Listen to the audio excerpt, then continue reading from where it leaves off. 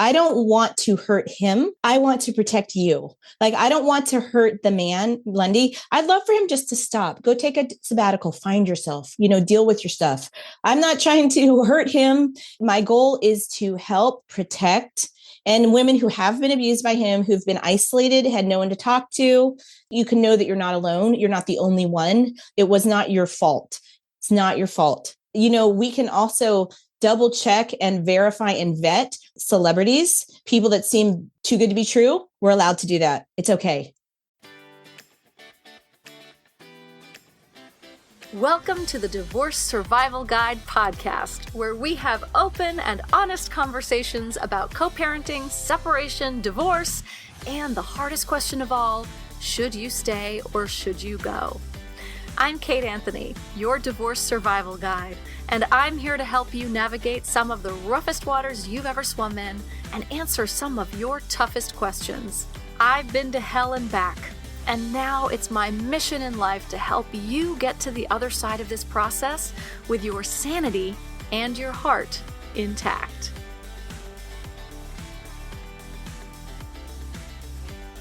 Hey everyone, welcome back. So today's episode is a tough one. It took me a long time, a lot of sort of thought and deliberation and research, frankly, before I decided to do this episode.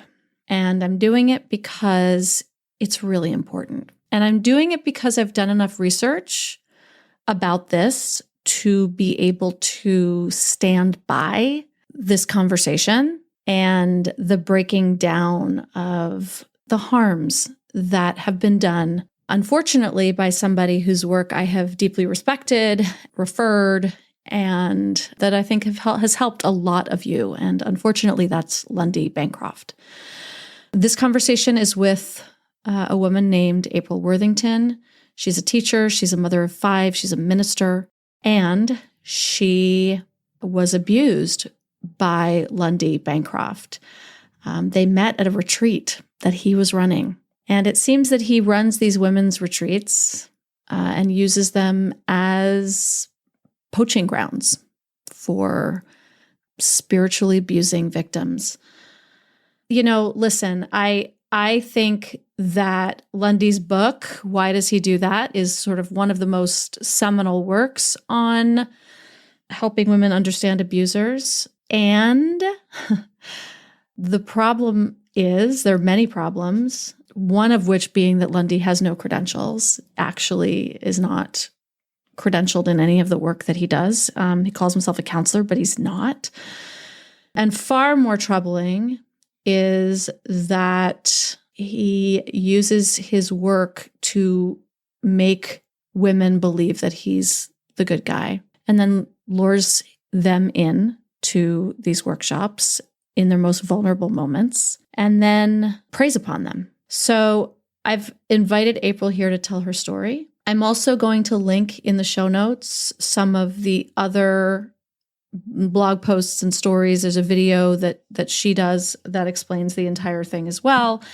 Again, here's the thing, guys. This is a hard one to hear. It's a hard one to process. It's been hard for me to process, and it's important. So I do want you to listen because, in a sense, it makes us feel like, well, fuck, if even Lundy Bancroft isn't safe, then fucking who is? And also, it really is an important roadmap to how we can identify and steer clear of abusers in all aspects. And spiritual abuse, the level of spiritual abuse that Lundy is engaging in, it happens all over the place, right? We've seen it with Raniere, right? What's his name? The guy from NXIVM. We see it everywhere. It happens fucking everywhere. And we have to learn to identify all of the signs, all of them. It's not that women are safe nowhere, but there are very few spaces in which women are safe. So anyway, I just wanted to give you a bit of a trigger warning about this. It is really hard to process. It's also important. So if you need to kind of take a minute and find a better time and place to listen, do it. but please do listen because it's important. All right. I love you guys. April, thank you so much for coming on and sharing your story with us. You're welcome. Thank you for having me. So this is a hard one, and it's going to be a difficult, I think, story for some audience members to hear, but I think it's also incredibly important, which is why I asked you to come here. If you wouldn't mind, just tell us a little bit about your story and what happened. Well, I was going through a very awful, horrific divorce with a lot of like high conflict, abuse, cluster B things going on that I didn't recognize for a really long time. And then when I kind of got it, it was just like my life kind of fell apart. I was just looking for healing. I'm kind of like, I'm an action person. And I believe, you can get better because I am a teacher and I was teaching special ed. So it's always like, oh, okay, well, what can we do? What can we do? How can we support this person? So when I learned that I had abuse in my marriage, it's just like, oh, well, send him to an abuser class. We can fix this. Right. But no such luck, obviously, for a lot of reasons, and which you all probably know. I went to a Lundy retreat. He's one of the books that I read early on in the process. The book being why does he do that? Probably. That's right. Yes. Yeah. An eye-opening, clarifying book for so many women. It is. I don't know. I think many of us, the question is just why? Like, why would you do this? Why would you do this to someone who loves you? Why? I mean, even now I wonder, I think why would you do that? Why would you choose to be mean and abusive? And why would you not want to have a mutual relationship with anybody? Unfortunately, there are people that are that way. And they're not made like us. I mean, really, the answer is they're not made like us. They're different. Yeah, they're different. Yeah. There's people that are different. They don't want a mutual relationship. They don't want to heal. They want to dominate. They don't want a normal relationship. And so Lundy's book says a lot about the why.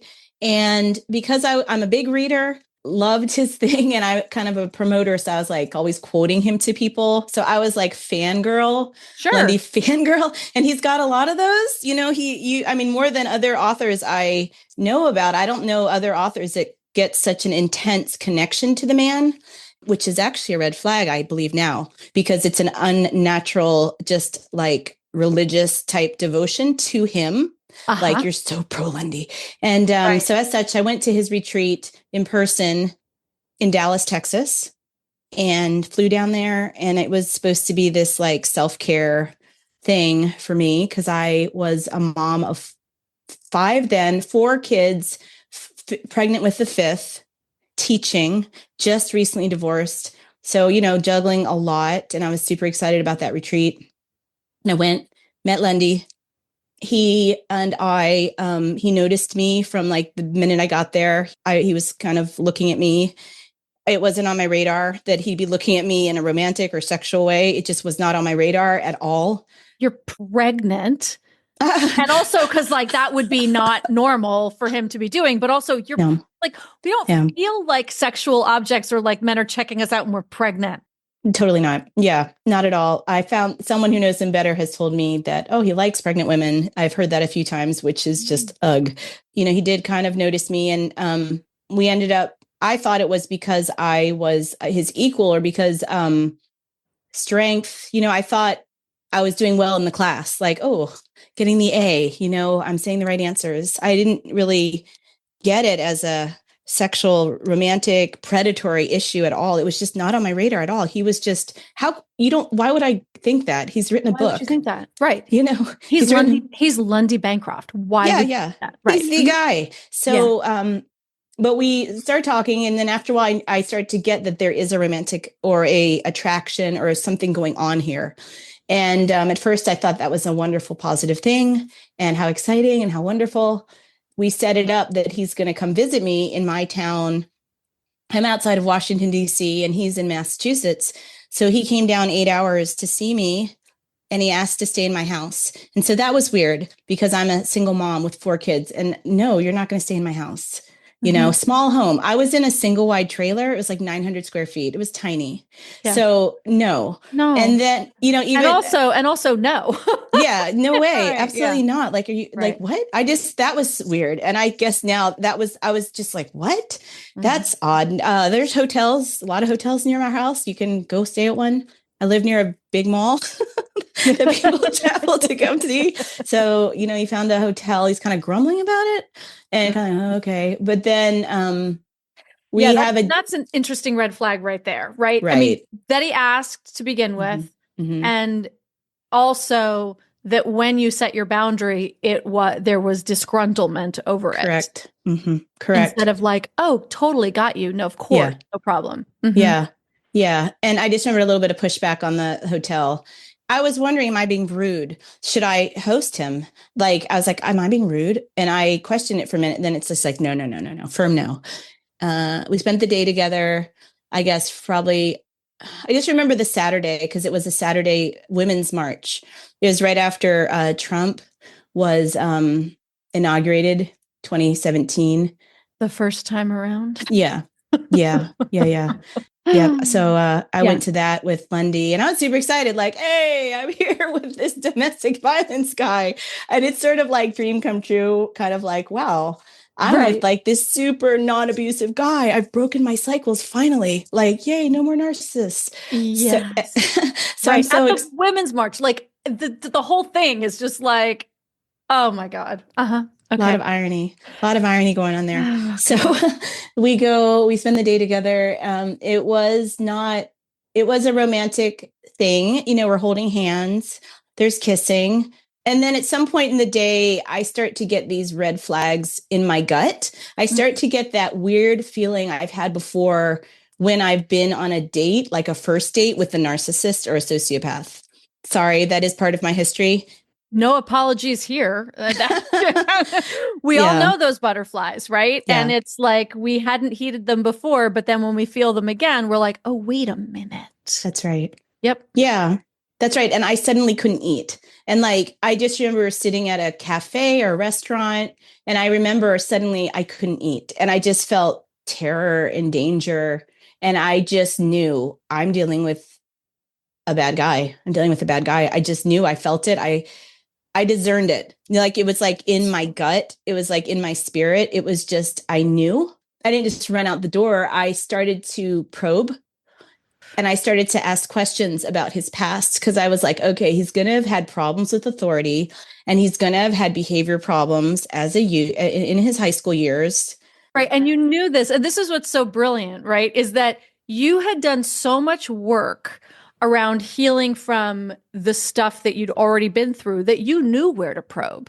Kinda, yeah. Right? And you also knew, I mean, so I don't mean to interrupt, but I just wanted to sort of like highlight that, right? Because the other thing is that very often when we get that feeling and we can't eat and we get that feeling in the pit of our stomach, we mistake that for love and excitement. And you had known enough at that point to recognize it for what it was. Yeah, there was some part of me that knew that I was in danger and I was not with someone who something was just missing or dangerous. Yeah. There was something off. This wasn't normal or it's safe. This wasn't safe. This wasn't like someone who loved me or I could trust. And so at that point, I started to shut down my flow of personal information and I kept things pretty superficial on purpose because I just went into this safety survival mode. And I started to just ask him questions about his past. And he gave some of the answers I would expect him to give. Yes, behavior problems. Yes, didn't get along with a lot of authority figures. And at one point, his voice shifted. And that was weird. It wasn't the normal voice you hear of Lundy. He has a voice. Like if you listen to the videos, there's always this healer voice that's so sensitive and loves women. But I heard another voice. And it came out just for a short bit of time. Because I go, oh, you must have been gifted as a kid. You seem very intelligent. Were you gifted?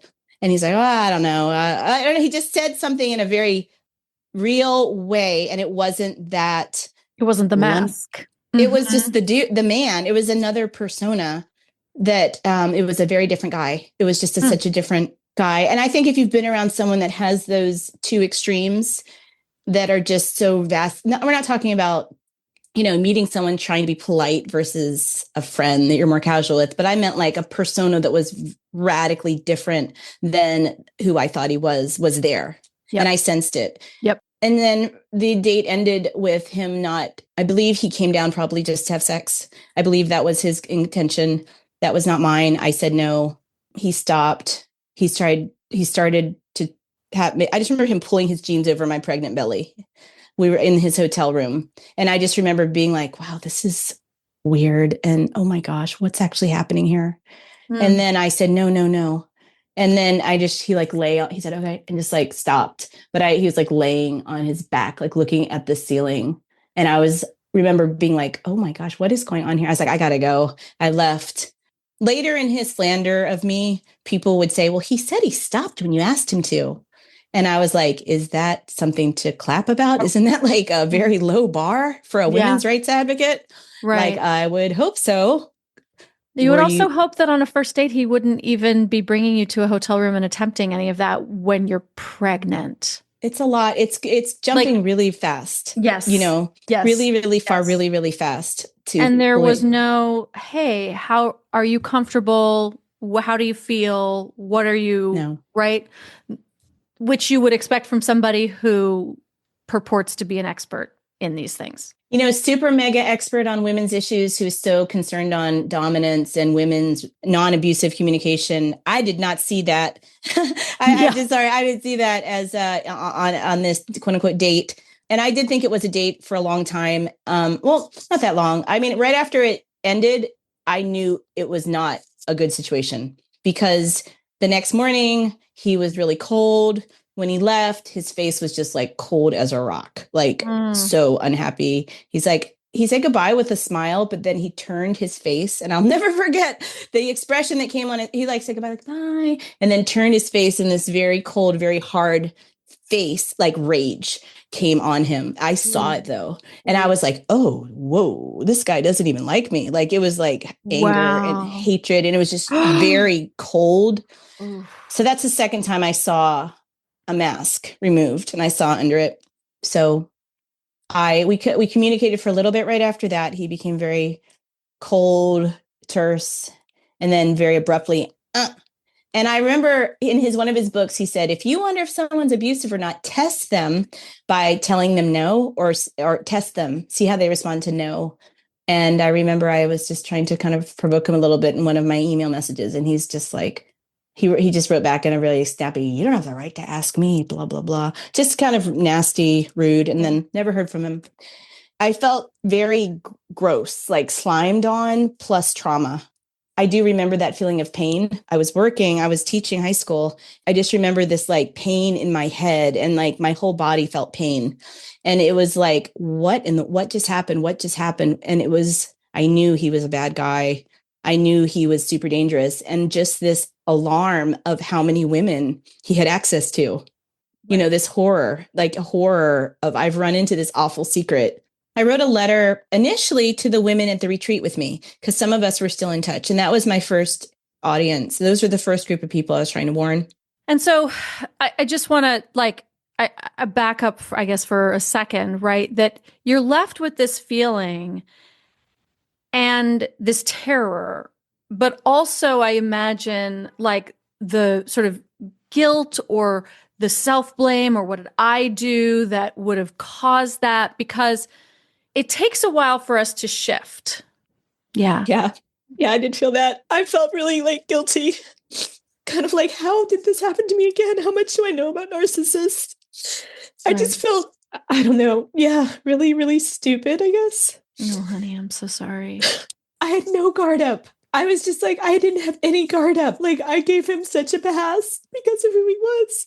It just wasn't on my radar at all that this could happen. I guess it was sort of like, it was almost as painful as when I learned I was in a cult because I was in a cult in my past. It was just such a shocking betrayal of conscience. It was just like a betrayal of conscience. Because this is supposed to be a leader. He doesn't have to be perfect. He could be meh. He could be just okay. Sure. But to be very bad, to be the thing he warns against. Well, and that's the thing is that, the thing that Lundy talks about is the fact that the abuse is the point, that the abuse is deliberate. He talks in his book about, do they know, right? Do they know that what they're doing is abusive? And he's like, yes, absolutely, right? It's a tool. And so you have to assume, then you're like, well, then the same applies to you. Absolutely. One of the other victims who knows him very, very, very, very well. I was like, would you think it's fit? I believe he's probably a psychopath. In my understanding of psychopathy, this man would fit this 100%. And I asked someone else, who knows him well, and she said he's absolutely on the spectrum of that. That's the only explanation that fits in any way at all. Oh, I agree, because there's, the difference between narcissists and sociopaths / psychopaths is that they can turn it off and on because it's deliberate. And so when you see a mask slip like that, that is indicative of this sort of sociopathic tendency of somebody who knows exactly what they're doing, and they can turn it on, they can turn it off. And whereas a narcissist their behavior will sort of be consistent because they don't actually know any better. They can't control it. Right. Yeah, I would say that. Okay. So you wrote to the group of women, and how did they respond? They were all in such early stages of healing from trauma. It's almost like they didn't have the bandwidth to handle it. And it was also so painful to get it. Right. One sort of supported me. She did support me, but she was in the uncomfortable position of still working with him. But she's like, well, since I'm still working with him, I want to be aware of how he is and protect other women. It's hard to let go of the Lundy Bancroft open door to helping people. If you want to be a domestic violence advocate, it's hard because he has connections and he offers that to people that come into his orbit. He offers to kind of help you get, your advocacy going. It's so interesting because when I interviewed him, like, I am successful in my career. I didn't need his connections or any. He offered nothing. And also, when I followed up with oh my God, it was so great to talk to you. I'd love to, keep collaborating with nothing. Wow. And I was like, what the hell, Lundy? Yeah. But that makes sense to me because I don't think he saw me as perfect prey because I wasn't vulnerable, because it's a compliment. I'm healed from right. I mean, awesome. I guess, right. And I was offended. I was like, what the fuck? Did I not impress you with my credentials and my, whatever? And it was and now, right. I mean, thank you, because the gift that you've given me is recognizing oh no, you weren't vulnerable to, he didn't see me as a target. Yeah. There was probably no hook that he could, you're already working. There was no hook for him. That's right. There's no wound or hook or need that he could meet. I was going through parental alienation also. I think that's an important thing. That was one of the reasons I was connected to him versus others. So I was super vulnerable. And I talked about that to him, this child of mine that was being alienated, who thankfully, praise God, is good. He's back. His mind is free and we're close. Okay. So I'm really thankful. But that was my need. That was my door. That was that was my number one thing that I needed from him. I needed help about the parental alienation. And he had all these networks, protective moms. That was my need. That was my door. That was my vulnerability.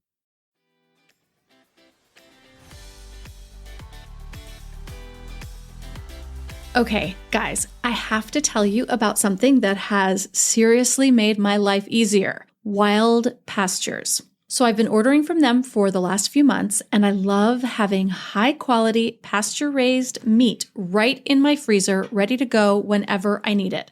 No last minute grocery runs, no sketchy labels, just clean, delicious meat I can trust. If you're anything like me, short on time, but still want to cook real healthy meals, this is a game changer. Their 100% grass-fed beef, pasture-raised chicken and pork, and wild-caught seafood are all delivered straight to your door, so you always have something fresh to defrost and cook without a ton of hassle. And the best part? It's affordable. They cut out the middleman so that you get top-quality meat at the lowest prices. So if you want to eat better without making life harder, check out Wild Pastures. Go to kateanthony.com/wildpastures for $20 off your first subscription. Are you feeling stuck, overwhelmed, or unsure about your next step in the divorce process? You don't have to do this alone, my love.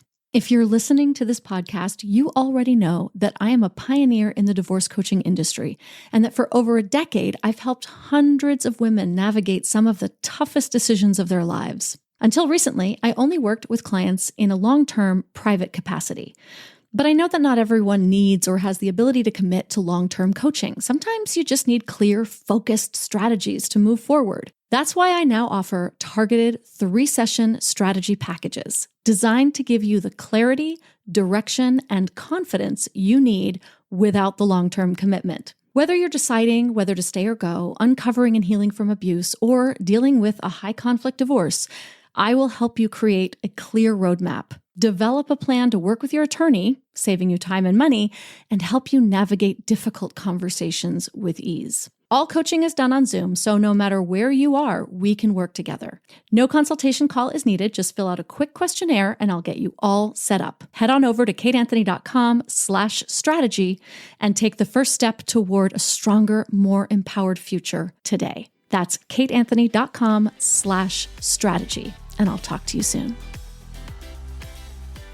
When you came forward, so you came forward to the group, and they were, I mean, look, they weren't open and receptive. And I can understand that they were like, first of all, they needed the healing that to hear that your guru is sort of this fallen angel. Like it's not, it's hard to compute, right? That's like additional trauma.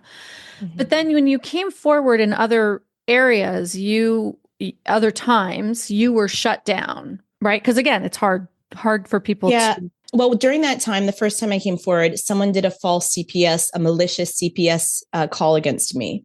So that happened the first time. And all of my children, 4 of whom were in school, and I'm a teacher, got in the county. All my kids were pulled out to investigate if I was abusive mom. I used to homeschool my kids. So I had all these records. I had all these things we've done. I'd taken them to like healing for trauma. I'd taken to all these things. I had a lot of like paperwork from homeschooling. And the lady's like, no, this lady's, and I was teaching kids with, I was actually teaching social skills, which is funny. Social skills, kids that had emotional disabilities and social issues. So I was like, that's kind of my thing. I told the lady, I was like, I'm a whistleblower and it could be that dude. And then they figured out and they believed that it was malicious and they ruled it as a malicious call against me. So I don't have proof it was him, but that happened the first time I came out and I shut everything down. I think I was just like, I don't want to focus on this. I just want to live. I don't want people to know me as a victim. I didn't want to go forward with this plastered on my face. I don't know, but this time I have a lot more clarity. I have 9 years. I look back on it as how gross, how predatory. At that time, I don't think I was as aware of how predatory it was. And I've also spoken to other victims since then. They keep coming up. They keep coming. Right. This is the thing is that now, right. I was just talking to someone else on my podcast and we were talking about, this is why it has to be believe women, not believe woman. Because when one woman comes forward, she's bitter, angry, blah, blah, blah, blah, blah. It has to be the groundswell of us. It has to be so many of us before anyone suddenly goes, oh, maybe there's some validity to that. Right. And so since you've come forward again, you did this really powerful video, which I'll link in the show notes, and more people are starting to come forward. They are, there's one of the women, she has written a testimony of what happened to her. She's from a very different place. And that's on my essay, my written, the first, it's been edited and added in. So that's a second voice. That's on the Google Doc, right? That's on the Google Doc. Yes, I've read that. Just yesterday, a man that was writing a book on Lundy sent me his transcript and I just received it 2 days ago. It's powerful. It's the research he's done into Lundy because he was hurt by him through his wife. And so this guy started writing a book. He told me I can share it with journalists. So I don't know exactly how to release that or to whom.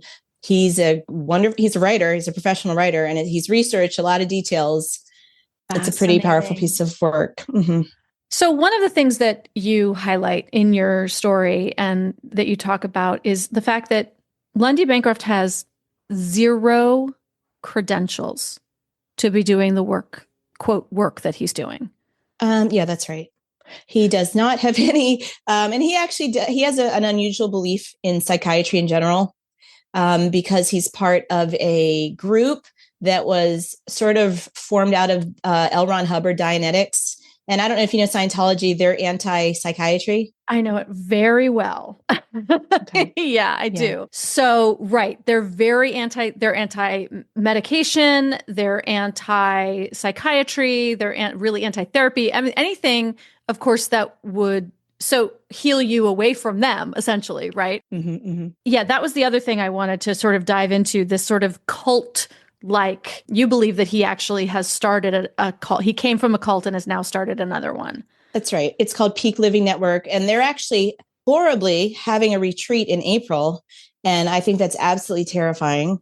Okay. And there is a practice called co-counseling where they take turns, quote unquote, counseling each other. It's peer counseling. Some of the people that have been harmed by him have been peer counseled by him. And that's in your Google Doc too, right? Somebody's experience with the peer counseling. That's right. Mm-hmm. And when she was in need and needed him, he shut her down. And that's right. Yeah, it's a really horrifying story. And so he comes from this background, right? That's where right. he doesn't believe in credentials or psychiatry per se, but yet he calls himself a counselor, even though he's not a licensed professional counselor. Yeah, he gets the best of both worlds because he has no accountability. He doesn't, no board, no ethics, no protection, no licensure. I tried to do a complaint against him with Massachusetts, his state, and they were like, well, he's not licensed. So he spends all this money, he gains all this money. His whole income is based on being this expert, counselor / teacher, trainer, whatever, but he doesn't have formal credentials at all. He really doesn't. And I reached out to his first agency, and he always is citing these people, Emerge DV. And I reached out to them, and they sort of minimized his role, and they won't really talk to him. They won't really talk about him much now. I've had 2 different meetings with their leadership. They know what's up with him. He seems to overstate what he did there. He seems to overstate his. Oh, wow. You mean with the men's groups? Correct. Interesting. Mm-hmm. Yeah, because he had all of this, decades worth of data from all of these men that he counseled. Other advocates claim that he's stolen their work, but they would need to come and share that story. So it's not confirmed that his work is his work. It's not confirmed. I mean, just because someone writes something doesn't mean it's theirs. Sure. And so now this Peak Living Network that he comes from this background, this L. Ron Hubbard adjacent thing. Can you talk a little bit more about that and what that was? Yes, it's a group called, RC, Restoration Counseling, Reconciliation Counseling, Harry Jackins. The leader was accused of sexually molesting and sexual misconduct. Lundy was at one time a critic of that man, but has then gone on to do the same thing. And so he has created a group that's the same thing, basically, called Peak Living Network. And it is free co-counseling. It's supposed to be radically egalitarian. And that's sort of what gets you in the door. You think you're going to be very safe, and there's no leader, and there's no authoritarian structure. But actually, Lundy is the structure. He is the guru. He has written the books for his group, so he is the scripture for the group, essentially. Yeah, right. And that's what cults do. You have the leader, and usually the leader has written the book. Right. That's the thing. Right. And right. So when you're reading, when your truth source is the book by the leader, you're not really very safe. You don't have other ideas or opinions or any form of safety whatsoever in that group. It's Lundy centric. Yeah, because if you deviate from that, if you question the authority, I mean, one of the, hallmarks of a cult is that if you question that authority, then it will come back on you and you will be Absolutely. shunned and vilified. That's absolutely true. And that's what happens in the Peak Living Network. Yes. That happens for anyone who goes against Lundy, period. I mean, he does function as a cult leader in any place he is. I'm finding that to be my experience from what I've just seen of him in domestic violence. And I feel that he's always needs to be in a group where he's the expert. And he's the expert and people are flocking to him. He's like a savior. He functions as a savior for people. There's not any proof that his personal relationships are non-abusive at all. I know he's divorced. I don't know anything about his ex-wife. I just know my experience with him. And then the other 6 people that I've spoken to who are all very accomplished people, no reason to lie at all. They've worked hard in their respective professions. They're all afraid of him though now. They're very afraid of him because they've seen his vindictive side. That's one reason why we don't have a lot of names coming forward. People are actually still afraid of this man. They are afraid of him. Wow. And what are they afraid that he's going to do? I mean, you speculate that he may have called CPS. What other tactics has he employed that you know of? The people that I know that are victims have had him hurt them in a place where he knew about and in the most painful way he could do. Can't give too many more details without sharing some of the actual stories, but he would use information he knew about them that was given in confidence, that was deeply painful, deeply troubling, and he'd use that exact piece of information to hurt them in that exact place. Right. Okay. So super vindictive. Yeah. Right. And wanting to cause pain. So a lot of people will say, but this book is so helpful. The book, the information in the book, it's, for those of us who found it and before things happened, like it was life-changing, right? It was clarifying. I mean, my copy is highlighted to shit, right? Because it was like, he did that. Oh my God, he did that. Oh my God, that answers that, right? And so what do you say to people who say, well, let's separate the man from his work? I would say I don't want to give money to an organization that is founded on deception and hurting people.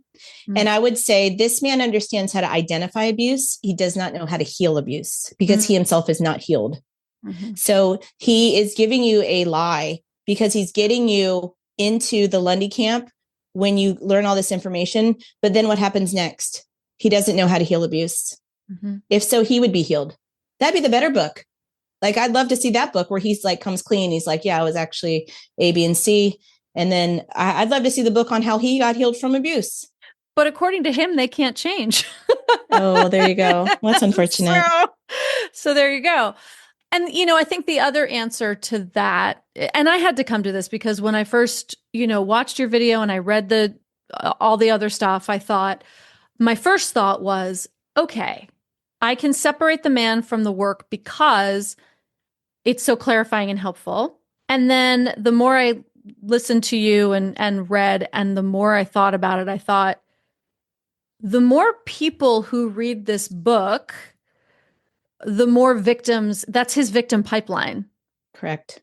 Right? Exactly. And so I can no longer stand by recommending a book that I have recommended thousands of times because it makes women vulnerable to his victimology, the pipeline. It's a great expression. And we can't have that. And there are so many survivors who have written about this, right? That let's, and also there are so many women who have written about this. So why are we going to take this, cis hetero white man abuser's word for it all over the lived experiences of, women who might have done the work and healed from the trauma? And we can recommend their books. I agree. And if I'm going to read a book by a man, I want a man that has a compassionate heart, who is not doing it for their own ego or for the pleasure of duping another individual. I want to do it. I also don't want a voice of an abuser in my ear. Like right. There was a time, there's this one guy that it's just, I don't even know. He's written all these books on like what the narcissist thinks. And I was like obsessed with it for a little bit. And then suddenly I was just like, I don't want any abusers in my head. I don't need it. I don't care. You know, Is like this the guy who's the self-proclaimed narcissist who? His name is H.G. Tudor. I don't recommend him. He's British, but I don't know. Okay. I had a moment of time where I was just sort of like listening and reading, and I was like, yeah. But then suddenly it's like, gosh, do I really want another abuser's voice? And I don't want to learn from someone who's loveless. Like, I don't want to learn from someone I don't want knowledge that is unclean. I guess that's the thing for me. Yeah. Yeah. I don't like, I mean, a serial killer could probably tell me a lot of things on, on sociopathy, right? On being a psychopath. But like, do you really want to hear it from them? I don't want it. I don't want it. I don't want that voice in my head. I don't want to quote him. I know there's a lot of books out there of people that have healed and they have a true story from them, or they are a truly compassionate individual that's walked beside women and loved them and been patient and given space for them and fought for them. I reached out to this one writer, Don Hennessy. He's in the UK, I believe, or Ireland. And he was super helpful and compassionate with the Lundy thing. I didn't know who to talk to. I was just blown away. I was just like, who do I talk to? It's Lundy Bancroft. Like, who do I tell? Right.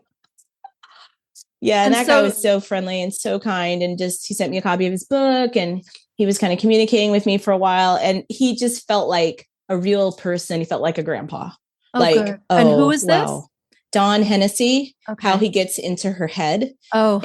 Great book. And he talks about skilled abusers. And it was a healing book for me to read. He gets it. And it was a great book. And that's I think that's a great way to label it. He's like, what better, how much more skilled can you get than somebody who's claimed to at least have studied this so deeply and profoundly? Like, well, there are all the skills right there. Exactly. April, where do you want to take this now? Like, where you've sort of like in the last few weeks, you've kind of, opened this door a bit wider, and you're getting more traction with it, with Tina, sharing your work, and now here, and I'm sure others. Where do you see this going? I think it needs to get bigger. I think it needs to get into the mainstream idea consciousness. That would be hard to do that. And personally, I think it'd be difficult, but feel like the story needs to get bigger and more people need to hear it. I feel he needs to be known more publicly. The tree has not fallen down yet. No. It's sort of like a few hits, and they've been deeper hits than before, but the tree has not fallen down yet. And I think it needs to come. I just want to keep speaking out until more victims are strong enough to add their names, or the hidden ones that we don't know about, because, there's always tons. It's not just 6 people. I mean, in decades. There are tons. Absolutely. And listen, I mean, this is, you are being this whistleblower. You're at the very bottom, you're like chipping away at the bottom, but it's like, a Harvey Weinstein or a, Bill Cosby. Like, it takes a lot more for this to topple, and he is nowhere near he's nowhere near the power and authority that those men had.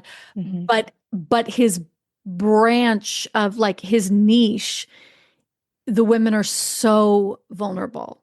They are. They're so vulnerable. It's horrifying. And, one of the women, she could have committed suicide, what he did to her. When it happened to me, that's the first thing I thought. I have a strong faith connection. And so I was like, wow, God, if I said, this could destroy someone. So I want to not silence my voice. I want it to grow, and it needs to grow, because there's people at risk of imminent harm from Lundy Bancroft. As long as he's operating in the healing space, be it co-counseling, be it domestic violence, and especially betrayal, trauma, abuse, recovery. That is just, oh my goodness, makes me so mad. So, I mean, these ladies have already been through so much betrayal. Last person on earth who should be talking to them. I don't know, that pushed a button in me. I think that just that's when I think at one point I was just like, if we keep waiting for someone to come and get our story and run with it. And I was just like, I don't think that's going to happen. That's right. And I don't think it's going to happen. We've already been waiting. Right. Yeah, it was just sort of My mom said that her maiden name means wedge in German. And like, she's like, that's the dumbest guy in the group. He's the wedge. He's the first one in the battle. And I was like, no way. Well, obviously he survived. So that's the brave one. And then I just kept getting this thought of be the wedge, just go out there and then people will come behind you and then we'll have a big group and all together. And we already have a big group and that empowers me because I know their stories. So I can't be gaslit anymore. That's right. I used to be gaslit. I don't have to think, oh gosh, maybe I misinterpreted. Maybe no. Right. I know the other stories. When you've got a bunch of other women saying the same thing, now we have a pattern. That's right. Now we have a pattern. And again, it's a pattern that he lays out in his books, which is just like, come on, dude. You know? And so right now there are, you said 6 women? Okay. We know there are a lot more. 2 have reached out. One reached out to me just after the video. Okay. And then people keep telling me, oh, people are reaching out to me. So I've heard of another. Okay. There's got to be more. It started with just 3. It was just 3 in 2017. And now it's doubled. I mean, a lot of them aren't ready to talk, which is totally their decision. It took me a really long time. You don't have to ever talk. They don't want to be slandered and smeared like I've been. But I don't see it. So it's like I'm removed from it and I'm remarried. I'm not I'm remarried and I have a lot more clarity and I have had a lot of healing. How he talks about me just shows you who he is, because a true counselor would want a conversation and would want to discuss our differences in a humane, respectful manner. And so what does he say about you? What has his smear campaign been? I'm not aware of the last letters. I really haven't read any of them. I've just heard about them. So I can't even tell you. The first time he said I was projecting my trauma on him. Oh, good. That's what he said in 2017, that I was projecting my trauma on him. Talk about gaslighting. Jesus Christ. Yeah. Oh, yeah. He said I drank a lot. And I thought that was funny because I barely drank at all at that time. And you're pregnant. So. Yeah, like I'm pregnant and drinking. So that was funny. I don't know. He's just so subtle. He's so convincing. Whatever he says, they believe it. I mean, there's a group of people that he can just say that, like, I don't know. So where are these letters? You mentioned letters. Like, who's he writing them to? His network of people, I guess, his inner core. He's got like 52,000 followers on Facebook. So on his, okay. I haven't been. So there's, if I probably, so I don't know. There's people who've told me that there's letters, he's contacting people. Wow. Okay. Like on his email list or something. It was probably there. Wow. Fascinating. All right. So if April, anyone listening to this, starts to go, oh, shoot, I think I might fall into this camp. What should they do? Fall into the camp of having been harmed by Lundy? Yeah. Should they reach out to you?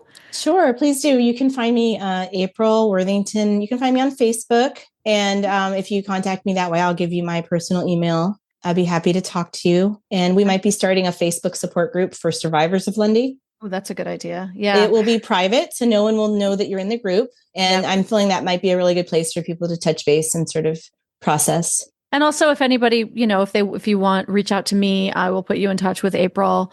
I think this is a really important thing. This is how we affect change. This is the Me Too movement, right? This is exactly how the Me Too movement started. Me Too started with, a Harvey Weinstein sort of, Hollywood or whatever, like just general, I've been assaulted. The power is in the collective always. We're not talking, I think April and I are not here talking about this because we want to destroy somebody. No, absolutely not. We're talking about this because we believe in the power of the collective and the healing power of the collective. And we have to also stop abusers from having access to victims. Absolutely. Absolutely. I don't want to hurt him. I want to protect you. That's right. I don't want to hurt the man, Lundy. I'd love for him just to stop. Go take a sabbatical, find yourself, deal with your stuff. I'm not trying to hurt him. I'm just speaking truth. And my goal is to help protect and women who have been abused by him, who've been isolated, had no one to talk to. You can know that you're not alone. You're not the only one. It was not your fault. This is Lundy's issue. He's had it for many decades. You're not the only one. It's not your fault. Right. And, we can also double check and verify and vet celebrities, people that seem too good to be true. We're allowed to do that. Right. It's okay. That's right. April, thank you so much. Thank so much. Thank you. Thank you. People can find you you have a YouTube channel where we will link the video, and in the video, in the description, you have links to the Google Doc. And in the Google Doc, there are even more links to other blogs and other people's stories. So we'll post all of that in the show notes. And is there anything else, anywhere else that you want people to go? There's one woman who's been listening to me. She believed me. I think she was one of the first people to believe me. She's an Australian blogger, Barbara Roberts. Blog is Crying Out for Justice.blog. She's been very, very loyal, and she just believed me really early on. And it was super healing to have someone just be like, whoa, oh my goodness. Yeah. So, I wish you all the best. Thank you so much for listening to me. I appreciate the support, the validation. Yeah, of course. And thank you for coming forward, for your bravery, and for, coming forward in the face of all the feelings and the trauma and the blowback, for standing up, because it takes that level of bravery to start to shift things. So thank you for being that. Sure. I'm going to give credit to my faith. I feel like I'm not alone. And I feel that, a part of the Christian message is to help people who are oppressed and to speak truth into a situation. So it gives me a strength that regardless of what happens, I know that I'm telling you the truth. Like, I lived this. I saw it. It's real. I don't need attention through this method. This is not how I pick to get attention. Like, at all. Not at all. That's right. And also, to be clear, April didn't reach out to me. I reached out to her. So, right. And it doesn't even matter, but also that's what this is about. Well, thank you so much. Thank you for this interview. Thank you. Thanks for tuning in to another episode of the Divorce Survival Guide podcast. If you like what you hear, head on over to Apple Podcasts or wherever you listen in and leave me a review. And don't forget to follow me on Instagram at The Divorce Survival Guide. I'll see you next time, and until then, remember, you, my love, deserve to be happy.